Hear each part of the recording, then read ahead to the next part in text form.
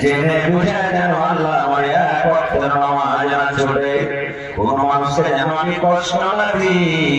আল্লাহ রমজান মাসে ঠিকঠাক রোজা রাখতে পারি, কোন মাসে মানুষের যেন বিপদ না করি, কোন মাসে যেন চোখ করে না করি। আর রব্বুল আমিন একমাত্র তোমারই ইবাদত বান্দাগি করে যেন আমি নিজের জীবনটাকে শেষ করতে পারি। আল্লাহ তুমি আর তৌফিক দাও। নবী আমার বলেছেন, হে উম্মত, তুমি এরকম ভাবে আল্লাহর দরবারে দোয়া করে যাও, এরকম ভাবে তুমি আল্লাহকে ডাকো।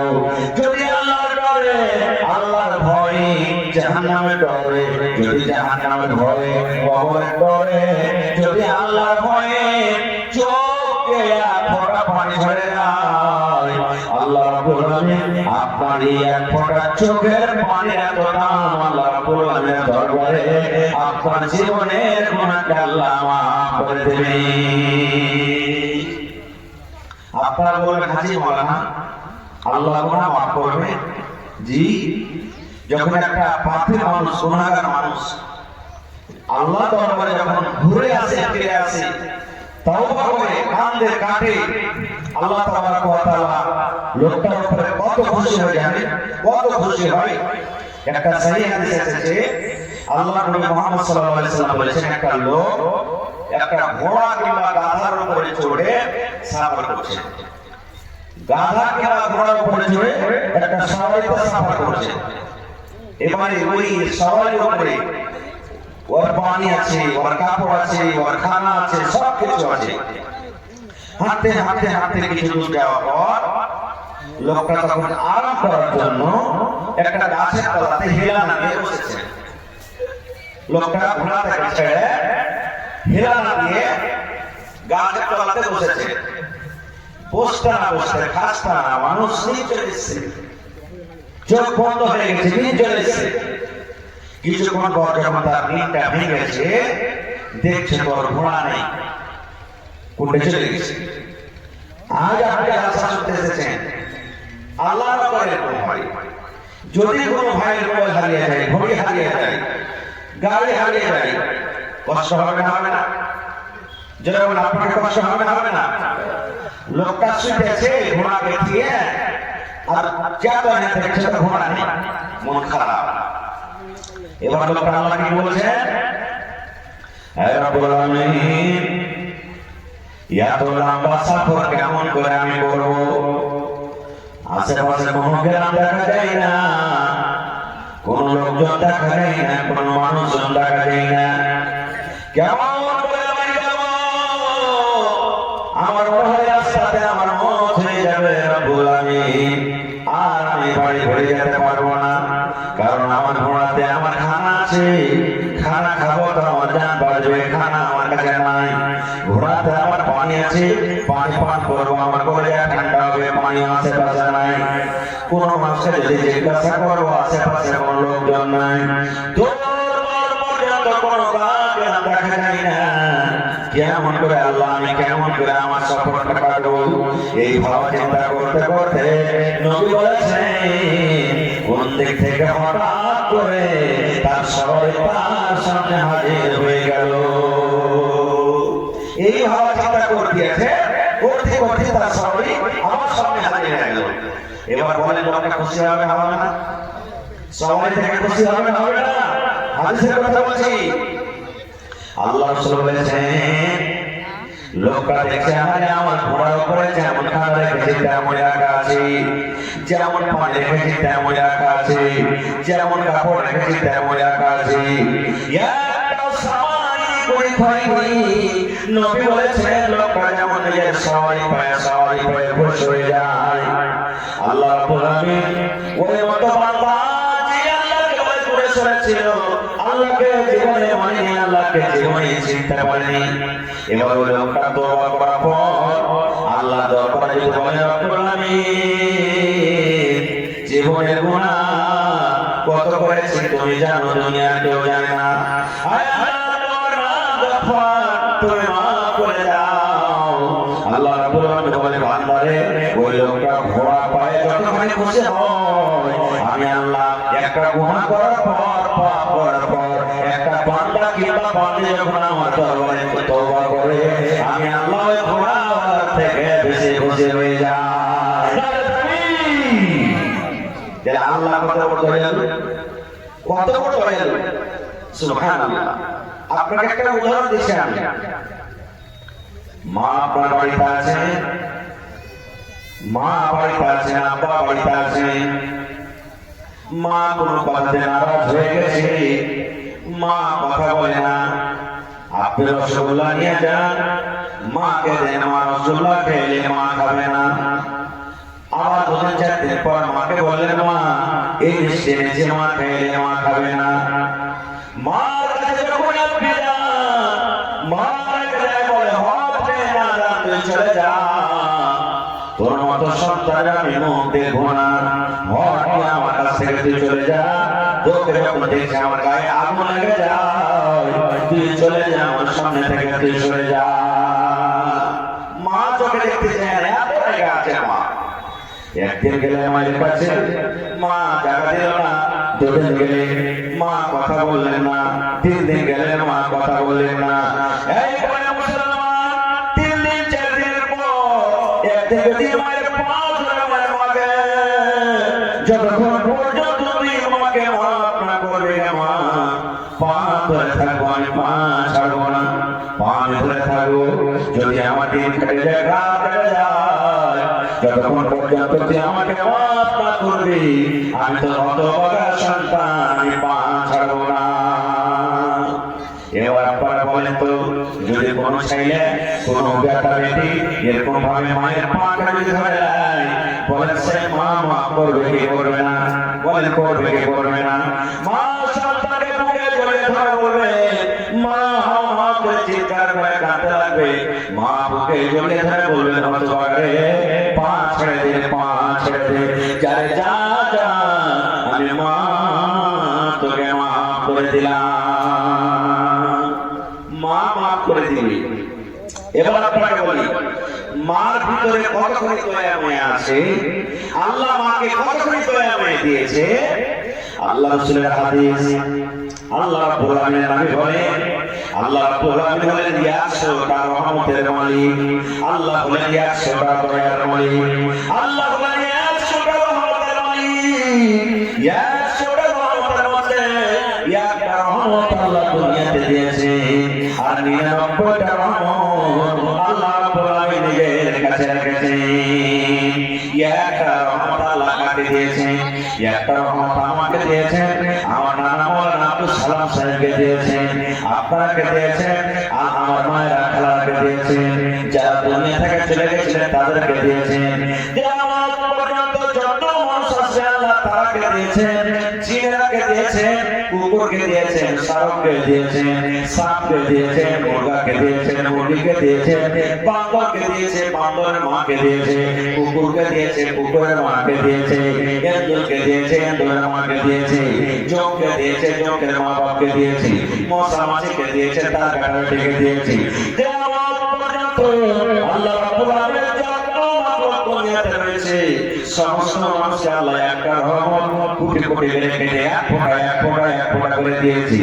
একটা রহমত পায় মা যদি আমাকে আপনাকে মাফ করতে পারে বন্ধু, তাহলে যে আল্লাহ রাব্বুল আলামিন রহমতের মালিক, যে আল্লাহ নিজের হাতে 99টা রহমত রেখেছে, সে আল্লাহ যদি বলেন রব্বানা যালামনা আনফুসানা ওয়া ইল্লাম তাগফির লানা ওয়া তারহামনা লানাকুনান্না মিনাল খাসিরিন, সে আল্লাহ দরবারে যদি তওবা করেন, আল্লাহ দরবারে যদি কাঁদেন, বলেন আল্লাহ রাব্বুল আলামিন গুনাহ মাফ করবেন কি করবেন না? নারে তাকবীর! আল্লাহ মাফ করবেন না, করবেন না? যারা বলে সুবহানাল্লাহ, এত বড় আল্লাহ দয়ালু, এত বড় আল্লাহ তাবারক ওয়া তাআলা। আল্লাহ কত বড় গুনাহ মাফ করতে পারে জানেন? একটা সহিহ হাদিস এসেছে, আল্লাহর নবী বলেছেন, বনি ইসরাইলে একটা লোক ছিল, ওই লোকটা 99টা মানুষকে কাতল করেছে। কত মানুষ? মানে এক কম 100টা, যাকে আমাদের ভাষাতে বলছে 99টা মানুষকে কেটে ফেলেছে। এই জামানাতে যদি একটা মানুষকে মার্ডার করে দেন আপনি, মার্ডার কারণে আল্লাহ জেলে যাবে, যারা আমার ভাইয়েরা মার্ডার করে ওরা যাবে, ওর খানদানের লোক যাবে, চারশো ভাই যাবে, চারশো মামু যাবে, সব খানদানের লোক যাবে। বুঝছেন না? দুটো সামান্য জেল, একটা মানুষকে মার্ডার করার কারণে যে লোকটা 99টা মানুষকে কেটে ফেলেছে তার কত বড় গুনাহ হতে পারে ভেবেছেন? গল্প নয়, হাদিসের কথা বলছে, সহিহ হাদিস। লোকটা কি মনে গেল ভাই, একদিন রাতে বাতিলে ভাবা চিন্তা করছে, আরে 100টা মানুষকে আমি কেটে ফেলেছি, এত বড় বড় জীবনে যে পাপ করেছি আল্লাহ কি আমার গুনাহকে মাফ করবে না? যত যাই তুমি একটা জিজ্ঞাসা করে মাওলানাকে, কোন মাওলানা যারা জানছে, খুঁজতে খুঁজতে একটা লোকের কাছে গেছে, যে আপনার বলছেন যে হাজি ভাই আমি 100টা লোককে মার্ডার করেছি, আল্লাহ কি আমার গুনাহ মাফ করবে না? ওই লোকটা কোন কি জানা ছিল না ছিল আল্লাহ জানে, তুই একবারে ঝেড়ে করে বলছে যে তোমার মত পাপীকে আল্লাহ মাফ করবে না। 99টা মানুষকে কেটে ফেলেছে, তুমি বলছিস আল্লাহ মাফ করবে না? ওই লোকটার হাতে তলোয়ার ছিল, বলছে এমনও করবে না, তেমনও করবে না, তোকে ওটা জমে দেবো। হাদিসে আছে, রাসূল বলেছে, হ্যাঁ ওকে করতে দিয়ে কত করায় 100টা করে দিল, 200টা দিয়ে থেকে চলে যা, তোর মতো লোককে আমি রাখবো না, 100টা হয়ে গেল। আবার ঘুরতে ঘুরতে ঘুরতে ঘুরতে চলে গেলেন আমার মাওলানা আব্দুল সালাম সাহেবের কাছে। বলছেন মাওলানা 100 লোককে আমি মার্ডার করে দিয়েছি, 100 লোককে আমি কাতাল করে দিয়েছি। ওই কাতালের মধ্যে কত মাওলানা আছেন, কত মাওলানা আছেন, কত ভালো মানুষ আছেন, কত মন্দ মানুষ আছেন, কত লোককে আমি জায়গা মেরেছি, কত লোককে না জায়গা মেরেছি। মাওলানা আমার বড় ভুল হয়েছে, আমি আল্লাহ দরবারে কেঁদে কেঁদে তওবা করতে চাই, আমি জাহান্নামের আগুন থেকে বাঁচতে চাই, আল্লাহ কি আমার গুনাহ মাফ করবে না? মাওলানা আল্লাহ কি আমার গুনাহ মাফ করবে না? এই দেখেন আল্লাহ দয়া করে কত সুবহানাল্লাহ, তার ভরসা। আমার মাওলানা আব্দুল সালাম বলেছেন যে হ্যাঁ আল্লাহ মাফ করে দেবে তোমাকে, আল্লাহ যারা বলে আল্লাহ মাফ করে দেবে। একটা শর্ত আছে, কি শর্ত? আল্লাহ রাব্বুল আলামিন বলেন, ইয়া আইয়ুহাল্লাযীনা আমানু তুবু ইলাল্লাহি তাওবাতান নাসুহা। আল্লাহ তোমার মানুষরা বলে মুমিন মুমিনা তোমরা শোনো, তুবু তোমরা আল্লাহর দরবারে তওবা করো, তোমরা খালিস নিয়তে তওবা করো, তোমরা তাওবায়ে নাসুহা করো। মানে এমন তওবা করো যে আল্লাহ জেনে শুনে পাপ করো না, যদি হয়ে যায় আলাদা কথা, কিন্তু আল্লাহ জেনে শুনে পাপ করো না। এই নিয়তে যদি তওবা করে আল্লাহ মাফ করবে। তখন লোকটা বলছে আল্লাহ মাফ করবে আমাকে? হ্যাঁ। কি করতে হবে ভাই আপনার? বলছে আপনাকে খালিস তওবা করতে হবে আর তোমাকে এলাকা না ছেড়ে দিতে হবে। উদাহরণ দিয়ে আমি বুঝাচ্ছি আপনাকে। বলছে যে তুমি এক কাজ করো, তুমি চলে যাও সিরামলে, তুমি চলে যাও, আর এই সিরামলে তুমি চলে যাও, ওইখানে গ্রামে একটা মসজিদ আছে, ওখানে লোকেরা ভালো, ওদের কাছে তুমি থাকবে, নামাজ পড়বে, রোজা করবে, ওদের সাথে তওবা ইস্তিগফার করবে, আল্লাহ তোমাকে মাফ করবে। তালওয়ারটা ফেলে দিলে আপনি হাঁটতে লাগলেন, হাঁটতে লাগলেন, হাঁটতে হাঁটতে দেখবেন আপনাদের এলাকাতে সুবহানাল্লাহ, হাঁটতে হাঁটতে মনে করেন যে আরবিয়ার দিকে সব থেকে কাছে কাছে চক কি আছে আপনারা বলতে পারতে জানি না? জি বেলচা, বেলচা কত দূরে আছে? বেলচা এদিকে বেশি কাছে না ওদিকে কাছে? আর এর দিকে কাছে নাকি? মনে করেন আমি বুঝাচ্ছি, এটা যেতে নিয়ে বেলচা পেয়েছে ঘটনাটা বুঝার জন্য।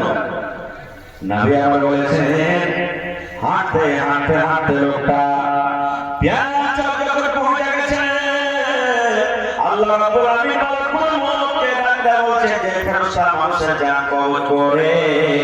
আল্লাহ মালাকুল মউতকে ডাকতে বলছে, মালাকুল মউত ওই আমার গুনাহগার খাতাকার বান্দারে আর এই মসজিদে নামাজ পড়বে, তওবা ইস্তিগফার করতে যায়, ওখানে থাকবে, কাঁদবে কাঁদবে, আমার দরবারে তওবা করবে। আয় মালাকুল মউত যা কালকে তুমি আর আমার পাপী গুনাহগার বান্দা তুমি জান খারাপ কবুল করে নাও। ও হারিয়ে আমার ঢোক দিয়ে আমার রাস্তাতে যা করে গেল, যা করে হয়ে গেল।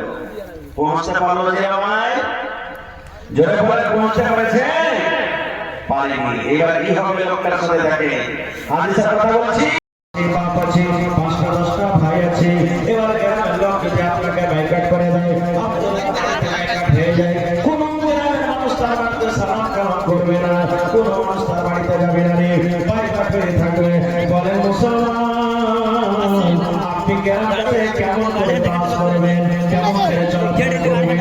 গ্রামের জন্য উল্টা, গ্রামের সরকার আপনার জন্য উল্টা, গ্রামের মুখে আপনার জন্য উল্টা, গ্রামের গোটা মানুষ আপনার জন্য উল্টা। এই মতো নবীজিকে বাইকাট করে দিলেন। পানি খাজর যা ছিল সব শেষ হয়ে গেল। এবার বাচ্চারা কিন্তু ক্ষুধার জ্বালাতে, ভোকের জ্বালাতে কাঁদতে লাগলেন। কি খাবেন, কি খাবেন, কি খাবেন? ওরে সুবহানাল্লাহ, গাছের পাতা, গাছের ছাল চাপিয়ে চাপিয়ে চাপিয়ে খায় দিন কাটাচ্ছে। অনেক কষ্ট। আমি ওদেরকে যাবো না। 3 বছর পর ওদেরকে ওয়াদা হয়ে ছিল, আল্লাহ রাব্বুল আলামিন আদেশে ইস্তেনাবুদ হয়ে গেল, শেষ হয়ে গেল। 3 বছর এত কষ্ট করেছেন নবীর জন্য। কে? ওর চাচা আবু তালেব। এখনো কিন্তু আবু তালেব মুসলমান হয়নি, পড়িয়ে গেছেন, বয়স হয়ে গেছেন, দুনিয়া ছেড়ে চলে যাবেন কবে? আবু তালেব বয়স হয়ে গেছেন, পড়িয়ে গেছে, দুনিয়া থেকে কখন বিদায় হয়ে যাবে কোনো বলার নেই।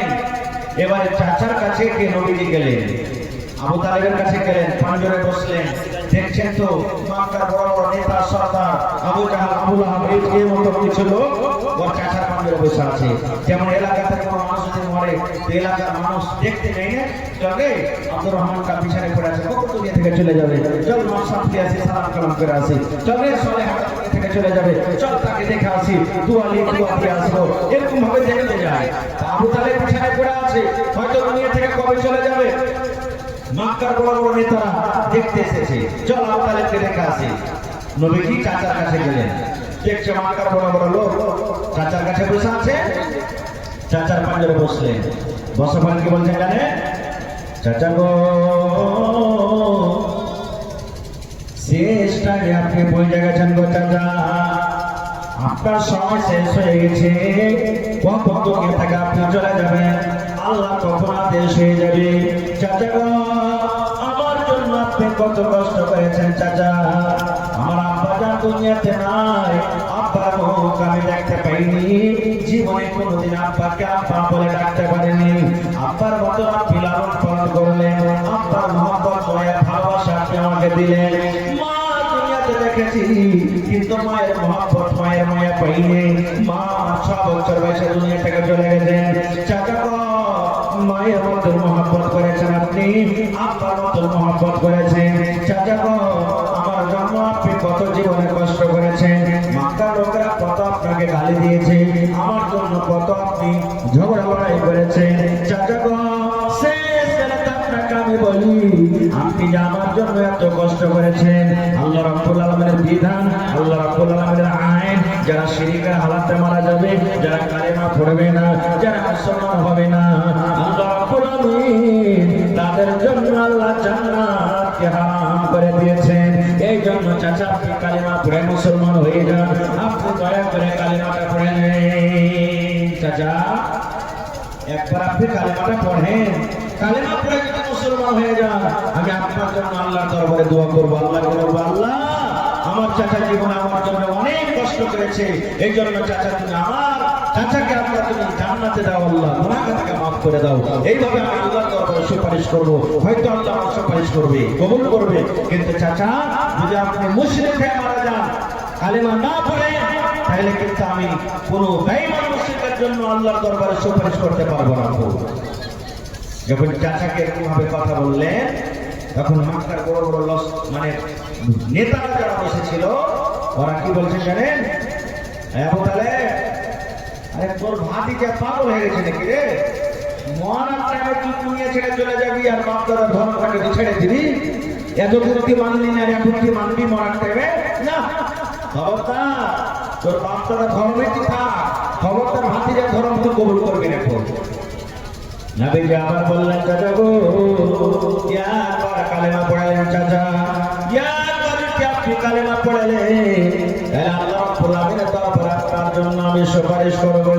আল্লাহ রাব্বুল আলামিন আমার চাচা জীবনে কত গুনাহ করেছে, গুনাহ হয়েছে, আল্লাহ দয়া করে তুমি আমার চাচার গুনাহকে মাফ করে দাও। চাচা একবার আপনি কালেমা পড়ালেন, নবীজি বারবার বলেন কালেমা পড়ার জন্য।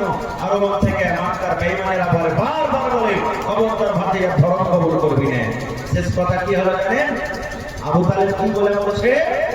আবু তালেব ভাতিজাকে বলছে, এই ভাতিজা মুহাম্মদ, আমি জানি না তুমি বলে সত্য ছেলে, তুমি বলে আল্লাহর আখরি নবী, তোমার কোরআন সত্য, সব মানছি ভালো রে, সব আমি জানছি তুমি ভালো ছেলে, তুমি আল্লাহর পেয়ারা বান্দা। কিন্তু ভাতিজা রে, আজকে যদি আমি কালেমা পড়ে মুসলমান হয়ে যাই, আজকে যদি আমি আমার বাপ দাদার ধর্মকে ত্যাগ করে দিই, তাহলে আমার পর লোকেরা আমার বাপকে গালি দেবে, আমার মাকে গালি দেবে, আমার খানদানকে গালি দেবে, নানা রকম কলঙ্ক লাগাবে। এই জন্য ভাতিজা আমি তোমার ধর্ম কবুল করবো না, তোমার ধর্মে আমি যাব না। আমার এই ধর্ম অর্থাৎ আমার বাপ দাদারা যে ধর্মে দুনিয়া থেকে চলে গেছেন, আমি আবু তালেব আমার বাপ দাদার ধর্মে আমি চলে গেলাম। আবু তালেব ওই হালাতি মুসলমান হলেন না, মুশরিক হয়ে মারা গেলেন। নবীজি কি বলেছেন জানেন চাচার ব্যাপারে? এই নওজওয়ান যুবক একটু ভালো করে শুনেন রে ভাই, বলে একটা ঠান্ডা করে শুনেন। আহা কি বলেছেন নবী? আমার বলেছেন, আমার চাচা আমাকে এত ভালোবেসেছেন, বেটার মতো করে আদর করেছেন, আমার অনেক হেল্প করেছেন, আমার জন্য পাহাড় হয়ে গাছ হয়ে দাঁড়িয়ে থেকেছেন। কষ্ট করার পর আমার চাচা জীবনের মতো জাহান্নাম থেকে রেহাই পাবে না। আমার চাচা সারা জীবনের মতো জাহান্নামের আগুনে জ্বলবে। দেখেন শিরক কি জিনিস। কিন্তু হ্যাঁ, নবীজি একটা কথা বললেন, কি? আল্লাহ রাব্বুল আলামিন আমার চাচার ব্যাপারে দয়া করেছেন, আল্লাহ রাব্বুল আলামিন আমার চাচার উপর একটু মায়া করেছেন। কি দয়া? জাহান্নামের ভিতরে